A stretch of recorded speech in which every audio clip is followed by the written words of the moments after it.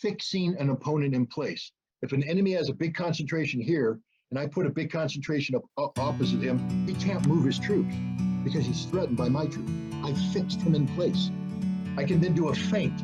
I can move troops over here in this direction, and he has to respond to that, move his own forces in that direction. That is a feint. I can then do a deception attack.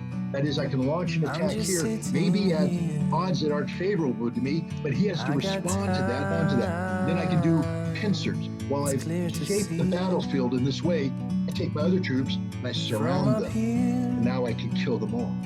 They think this way. So when you take a look at their map, the big arrow, what did the Russians want to do? I told you, they wanted to fix people in Kiev. There's 100,000 troops in Kiev that if you don't threaten them, they move down and reinforce.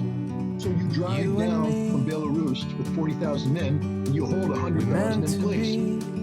You have 80,000 people in Odessa. So you send 30,000 people from Crimea to threaten Odessa, while you sail ships with Marines off the coast, and now those troops are stuck.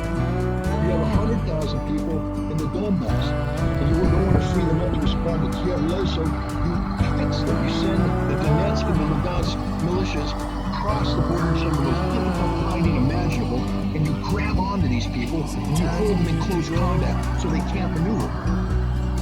And then you use thrust to seize a land bridge between Crimea and Russia proper so that you can freely move your forces in between. Mariupol was the key to that. Mariupol had to fall. It's the only city the Russians have fought for. Ask yourself why. Because it's the only one that matters. All the other cities don't matter.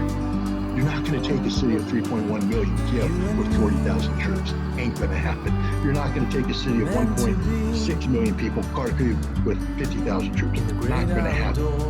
But you are going to take a city of Mariupol with 50,000 troops because you're going to surround it, pound it, which is what has happened here. You've taken into account horrible, horrible, horrible situation, but military necessity dictated that out.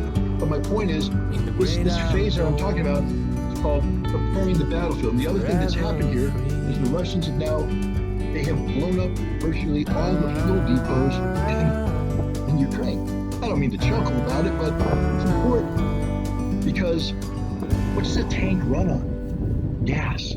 What does a truck run on? Gas.